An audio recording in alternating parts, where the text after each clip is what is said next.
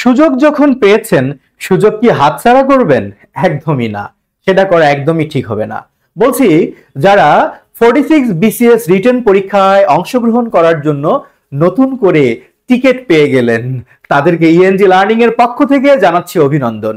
সেই সাথে যারা প্রথমবার প্রকাশিত ফলাফলে উত্তীর্ণ হয়ে বসে আছেন, তাদেরকে ভুলে গেলে চলবে না যে দেশের পরিবর্তিত প্রেক্ষাপটে নতুন করে প্রস্তুত হওয়ার এখনই কিন্তু উপযুক্ত সময়। সো ভিউয়ার্স, প্রথমবার প্রকাশিত ফলাফল কিংবা দ্বিতীয়বার প্রকাশিত ফলাফলে যারা উত্তীর্ণ হয়ে 46 বিসিএস রিটেন পরীক্ষায় অংশগ্রহণ করার টিকিট পেয়ে গেলেন, তাদের জন্য আজকের এই ভিডিও লেসনটি। আমরা শিখবো, আমরা জানবো 46 বিসিএস রিটেন ইংলিশ প্রিপারেশন, এই 200 নম্বরের যে একটা প্রস্তুতি, এর পূর্ণাঙ্গ প্রস্তুতিটা আসলে কিভাবে নেওয়া সম্ভব বা কিভাবে নেওয়া উচিত আমরা দেখব। একটা বিষয় খেয়াল করবেন, আমরা একটু কৌশলী হলেই কিন্তু বেশি মার্কস পেতে পারি কোন অংশগুলোতে। যেমন ধরেন প্যারাফ্রেজিং ব্যবহার করে থিমেটিক কোশ্চেনের উত্তর, কিংবা 3 থেকে 4টা বাক্যর মধ্য দিয়ে আমরা সামারি লিখতে পারি, আবার একটা ফরম্যাট শিখেই সেটা দিয়ে আমরা যে কোনো ফিচার লিখতে পারি। 30 নম্বরের গ্রামার পার্টে কিন্তু দারুণ একটা প্রস্তুতি নেওয়া সম্ভব। আবার একটা নিয়ম দিয়েই যে কোনো ট্রান্সলেশন, অবাক হচ্ছেন? আমি দেখাবো কিভাবে সম্ভব। এবং সবচেয়ে গুরুত্বপূর্ণ পার্টটা হলো, এর আগে যে টপিকগুলো এসে হিসেবে আসার জন্য গুরুত্বপূর্ণ ছিল, সেগুলো কিন্তু অনেক কিছু এখন গুরুত্বপূর্ণ না, বরং বাংলাদেশের পরিবর্তিত প্রেক্ষাপটে আপনাকে জানতে হবে কোন টপিকগুলো এসে হিসেবে আসার মতো গুরুত্বপূর্ণ। কারণ এখানে 1 না 2 না 3 না 4 না, এখানে 50 মার্কসের কিন্তু একটা ব্যাপার এসেতে। এখন ইএনজি লার্নিং আপনাকে সরবরাহ করবে 35টি ক্লাস। এই 35টি ক্লাসের মধ্য দিয়ে কিন্তু আমরা 200 নম্বরের পূর্ণাঙ্গ প্রস্তুতি নিতে পারি। সেটা কিভাবে, তার আগে একটু জানতে হবে, আমাদের পড়াশোনা করতে গেলে অনেকের অনেক রকম সমস্যা বের হয়। আসলে এগুলো কি আপনার সমস্যা? একটু ভেবে দেখেন তো কি আছে। অনেকের সমস্যা হলো, কারো সমস্যা স্যার প্যাসেজ বুঝতে অনেক সময় লাগে, প্যাসেজ তো বড় থাকে, এটা একটা সমস্যা। আবার প্যাসেজের বাংলা অর্থ বুঝি না। আবার অনেকের প্রশ্ন হলো, থিমেটিক কোশ্চেনের উত্তরটা কয় লাইনে লেখা উচিত, এটা কিন্তু একটা প্রশ্ন। কারো প্রশ্ন হলো, গ্রামার অংশে 30 মার্কস থাকবে এটা জানি, বাট পিএসসি তো বলে দেয়নি গ্রামারের কোন টপিকগুলো লাগবে। আজ আমরা দেখবো যে গ্রামারের কোন টপিকগুলো আসলে আমাদের শিখতে হবে। আবার ট্রান্সলেশন তো আমরা করতে পারি কম বেশি, বাট যখন বড় বাক্যের ট্রান্সলেশন আসে তখন তো আমার ভয় লাগে। আর একটা বিষয় হলো, এসে লিখতে গেলে বেশি মার্কস পেতে করণীয় কি। সো ভিউয়ার্স, আপনার যদি এই সমস্যাগুলো হয়, তাহলে এই ভিডিওটির শেষ পর্যন্ত আপনাকে একটু সময় নিয়ে দেখতে হবে।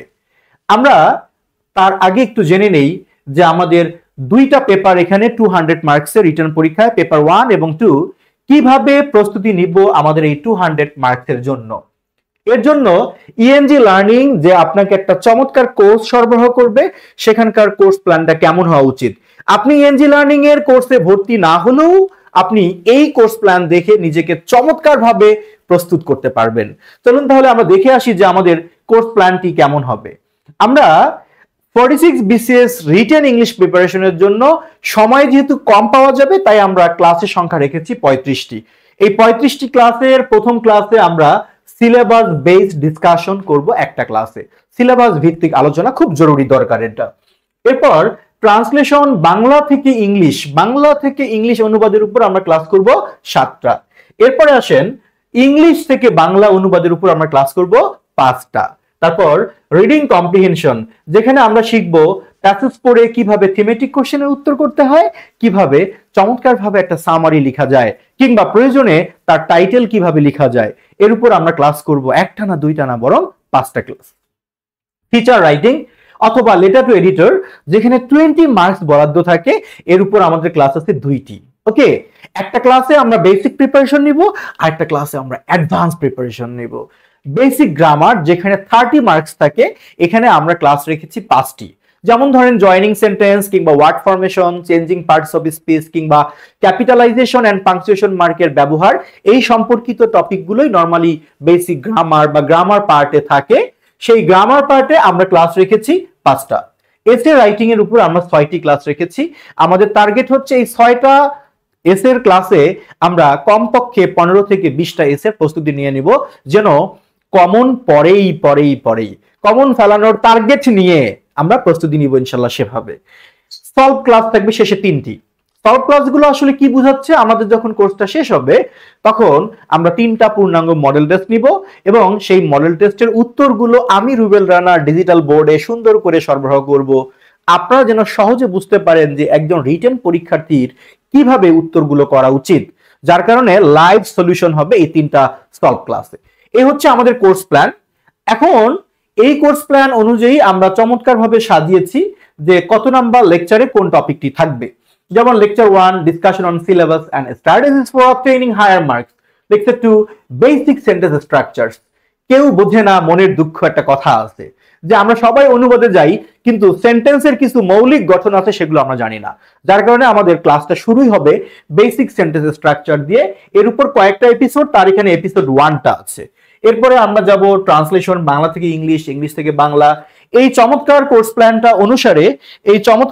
প্ল্যানটা অনুসারে আমরা কিন্তু আমাদের পুরো কোর্সটা রান করব এবং 200 মার্কসের পূর্ণাঙ্গ প্রস্তুতি কিভাবে নেওয়া যায় সেটা আমরা দেখব। সো ভিউয়ার্স, এখন একটা প্রশ্ন হলো যে সব বুঝি কিন্তু ফ্রি হ্যান্ড রাইটিং এ ভোকাবুলারিতে আমি উইক, আমার মাথায় ওয়ার্ড নাই, আমি লিখবো কি দিয়ে? এই পয়েন্টটা খুব গুরুত্বপূর্ণ। দেখতে পাচ্ছেন, মাস্টারিং ফ্রি হ্যান্ড রাইটিং শিখতে হবে কি? ভোকাবুলারি। সো ভোকাবুলারি আমরা কিভাবে শিখবো? ভোকাবুলারিতে একটা আনলিমিটেড চ্যাপ্টার। এর জন্য আমরা যেটা করেছি, আপনাকে বিভিন্ন টপিক বেসড ওয়ার্ড ফ্রেজ দিব প্রতি ক্লাসে। মানে কি? মানে 35টা ক্লাসের প্রতিটা ক্লাসে আপনি কোনো না কোনো টপিকের উপর 100টা করে ওয়ার্ড ফ্রেজ পাবেন। যেমন কখনো লিবারেশন ওয়ারের উপর, কখনো ক্লাইমেট চেঞ্জ নিয়ে, কখনো গভর্নমেন্ট অ্যান্ড পলিটিক্স নিয়ে, কখনো ওয়ার অ্যান্ড কনফ্লিক্টস নিয়ে, এরকম বিভিন্ন গুরুত্বপূর্ণ টপিকের উপর আপনাদেরকে আমরা 100টা করে ওয়ার্ড ফ্রেজ দিব। তার মানে আপনি 35টা ক্লাসে 35টা টপিকের ওয়ার্ড ফ্রেজ যখন শিখবেন, এসে যদি কমন নাও পড়ে আপনি বানাই লিখতে পারবেন, গ্যারান্টি দেয়া যেতেই পারে। এইভাবে প্রতিটা টপিকের উপর আপনাদেরকে আমরা 100টা করে ওয়ার্ড ফ্রেজ দিব, ইংলিশ ওয়ার্ড থাকবে, বাংলা মিনিং থাকবে। প্রতি ক্লাসে শিখলে আপনার কিন্তু গরিব গরিব শব্দ দিয়ে লিখতে হবে না, বরং আপনি অনেক বড় লক্ষ্মী ওয়ার্ড ব্যবহার করে বড়লোক হয়ে যেতে পারবেন। আচ্ছা, এবার আসেন এসে রাইটিং। খেয়াল করছেন এখানে চ্যালেঞ্জটা কোথায়? 1000 শব্দের এসে। 1000 শব্দের এসে ভাই, এই অল্প কদিন সময় আছে, এর মধ্যে আপনি হ্যান্ড নোট করে লিখবেন, তারপর পড়বেন, এটা মনে হয় প্রায় অসম্ভব একটা ব্যাপার হয়ে দাঁড়ায়। সো টেনশন নেওয়ার কোনো কারণ নাই, যেখানে ইএনজি লার্নিং আপনার পাশে আছে। আমরা আপনাকে যে টপিকগুলোর উপর গুরুত্বপূর্ণ, যেগুলো এসে হিসেবে আসার মতো, সেগুলোর উপর আমি রুবেল রানা আমার তৈরি করা হ্যান্ড নোট আপনাদেরকে সরবরাহ করব পিডিএফ আকারে, এবং সেগুলোর বাংলা মিনিংও থাকবে যেন পড়তে সুবিধা হয়। বিষয়টা হলো, এসে রাইটিং এর জন্য একটা ইম্পর্টেন্ট বিষয় হলো যে ডেটা এবং কোটেশনের ব্যাপারটা। এই অল্প সময়ে আপনাদের অনেকের পক্ষে ডেটা ম্যানেজ করা, খুঁজে বের করা, কোটেশন খুঁজে বের করা বেশ চ্যালেঞ্জিং একটা কাজ। সেই কাজটা সহজ করে দেওয়ার জন্য আমরা আপনাদেরকে দিব বিভিন্ন টপিকের উপর গুরুত্বপূর্ণ এসে। যেমন ধরেন, এই মুহূর্তে সবচেয়ে গুরুত্বপূর্ণ একটা টপিক হচ্ছে social business, a path to sustainable growth. খেয়াল করেন, শুরুতে একটা চমৎকার কোটেশন দেয়া আছে ডক্টর মোহাম্মদ ইউনূসের, a charity dollar has only one life, a social business dollar can be invested over and over again. That means, কাউকে যদি তুমি $1 দান করো একবার, সে ওটা খেয়ে ফেললে ডলার শেষ। বাট তুমি যদি সামাজিক ব্যবসায় এই ডলারটা বিনিয়োগ করো, এটা বার কিন্তু সৃষ্টি হতেই থাকবে, বলেছেন নোবেল বিজয়ী বাংলাদেশি অর্থনীতিবিদ এবং গ্রামীণ ব্যাংকের প্রতিষ্ঠাতা ডক্টর মোহাম্মদ ইউনূস। আমাদের গর্ব। সুতরাং তার এই কোটেশন দিয়ে শুরু করে আমরা কিন্তু এসেটা দেখেন চমৎকার ভাবে ইন্ট্রোডাকশন। এখানে ইন্ট্রোডাকশনটাতে আমরা একটু আসবো। ইন্ট্রোডাকশনের উপর কেউই গুরুত্ব দেয় না, অথচ আপনি কত মার্কস পেতে পারেন এসেতে পুরোটা ডিপেন্ড করে ইন্ট্রোর উপর। আপনার ইন্ট্রো যদি আই ক্যাচিং না হয়, নজর কাড়া না হয়, আপনি পুরো এসেতে ভালো মার্কস পাবেন না। কিভাবে লিখতে হয় ইন্ট্রো, পুরো এসের রিফ্লেকশনটা যেন ইন্ট্রোতে থাকে। That means intro will be one kind of summary, অর্থাৎ পুরো এসেতে কি আছে তার থিমটুকু যেন ইন্ট্রোতে পাওয়া যায়। এরকম করে চিন্তা ভাবনা করে কজন লিখে আপনাকে দিবে বলেন? ইএনজি লার্নিং কথা দিচ্ছে, প্রতিশ্রুতি দিচ্ছে, প্রতিটা এসে পড়ার পর আপনি তৃপ্তি পাবেন। আপনার মনে হতে বাধ্য, আপনি মনে করতে বাধ্য হবেন যে বাজারের অন্যান্য বইয়ের চেয়ে নিঃসন্দেহে এই এসেগুলো অনেক অনেক সাজানো গোছানো। এটা যদি আপনাদের মনে না হয়, আমি দায়িত্ব নিয়ে বলতে পারি, আমাদের কোর্সে যুক্ত হওয়ার পর আমরা কোর্স ফি আপনাকে রিটার্ন দিয়ে দিব। যদি মনে হয় যে না, গতানুগতিক সবকিছু। এমন মনে হলে কোর্স ফি রিটার্ন, এটা আমার রেকর্ডেই থাকলো এই কথাটা। এভাবে ইন্ট্রোডাকশন, এরপর প্রতিটা টপিকের বর্ণনা, এভাবে তারপর গ্রাফ চার্টের মাধ্যমে ডেটাগুলো বোঝানো, প্রতিটা এসের উপর আমরা চমৎকার একটা করে আপনাদেরকে হ্যান্ড নোট দিব, সাথে এর বাংলা অনুবাদও থাকবে। সুতরাং এই যাত্রায় আপনার কষ্ট হওয়ার মতো আমি কোনো কাজ দেখি না। যা যা কষ্ট হওয়ার মতো সেগুলো তো আমরা সলিউশন দিয়ে দেব। আরেকটা সমস্যা হলো ট্রান্সলেশন। সত্যি বলতে ট্রান্সলেশনে দক্ষ না হতে পারলে কিন্তু আপনি এসে বানাই লিখতে পারবেন না, সামারি বানাই লিখতে পারবেন না, ফিচার রাইটিং বানাই লিখতে পারবেন না। সো ট্রান্সলেশনে প্রো ম্যাক্স হতে চাইলে করণীয় কি? করণীয় হলো প্রচুর অনুশীলন করতে হবে। ভাই এই কথা তো সবাই বলে, প্রচুর অনুশীলন করতে হবে, আসলেই সবাই বলে, আমিও বলি, কিন্তু আমরা একটু অন্যভাবে বলি। কিভাবে বলি? আপনাকে আমরা একটা ট্রান্সলেশনের ক্লাস দিলাম, আপনি ক্লাস করে একটু দক্ষ হলেন, এরপর আমরা একটা হোমওয়ার্ক দিব। আপনি সেই হোমওয়ার্কটা সুন্দর করে সম্পূর্ণ করে আমাদের একটা হোয়াটসঅ্যাপ গ্রুপ থাকবে, সেই হোয়াটসঅ্যাপ গ্রুপে আপনি সাবমিট করবেন। আমি রুবেল রানা এবং আমার অ্যাসোসিয়েটস যারা, তারা চমৎকার ভাবে আপনাকে এটা ফিডব্যাক দিবে, এখানে কোন ভুলগুলো আছে এবং সেগুলোর সংশোধনী কি হতে পারে এবং কোন জায়গাগুলোতে আপনার ইমপ্রুভমেন্ট করা প্রয়োজন। আমরা কিন্তু এরকম একটা হোয়াটসঅ্যাপ গ্রুপে আপনার সেই হোমওয়ার্ক গুলো বা অন্যান্য ওয়ার্ক গুলোর প্রেক্ষাপটে আপনাকে একটা ফিডব্যাক আমরা দিয়ে দিব। এই কাজটা মনে হয় অনলাইনে সম্ভবত আমরা ছাড়া অন্যরা খুব কমই করে বা করে না বললেই চলে।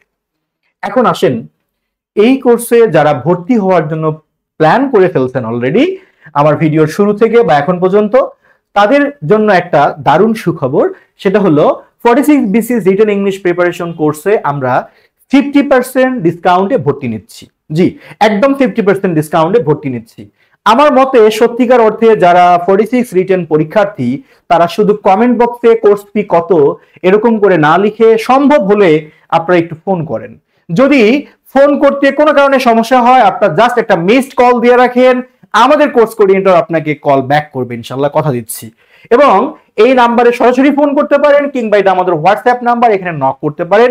50% ডিসকাউন্টে ভর্তি কিন্তু সবসময় চলবে না, আসন্ন আগামী 3 দিনের জন্য আমরা 50% ডিসকাউন্টে ভর্তি নিব। সেই সাথে একটা কথা বলে রাখি, যারা অলরেডি 46 রিটেনের জন্য নিজেদেরকে প্রস্তুত করেছেন, তাদেরও উচিত দেশের নতুন এই পরিবর্তিত প্রেক্ষাপটে আরেকবার ফাইন টিউনিং করার জন্য পড়ার টেবিলে বসে পড়া। যদি বসতেই হয় তাহলে কেন নয় আমাদের এই 46 রিটেন ইংলিশ প্রিপারেশন কোর্স। আপনি কিন্তু চাইলে এই কোর্সে ভর্তি হয়ে যেতে পারেন খুবই সামান্য ফি নিয়ে, আবার তার উপর 50% ডিসকাউন্ট দিয়ে আমরা ভর্তি নিচ্ছি। সুতরাং আপনাদের 46 BCS রিটেন পরীক্ষা অংশগ্রহণ করেন এবং আপনাদের প্রস্তুতিটা সত্যিকার অর্থে অনেক সুন্দর হোক। সেটা ইএনজি লার্নিং এর কোর্স করেন অথবা না করেন, সবসময় আপনাদের জন্য আমাদের পক্ষ থেকে একদম অন্তঃস্থল থেকে আপনাদের জন্য শুভকামনা থাকবে এবং মহান সৃষ্টিকর্তার কাছে আপনাদের জন্য দোয়া থাকবে। আল্লাহ সবার আশা, সবার মনের আশা পূরণ করুক, এই শুভকামনায় আজকের ভিডিওটি এখানেই শেষ হলো। আসসালামু আলাইকুম।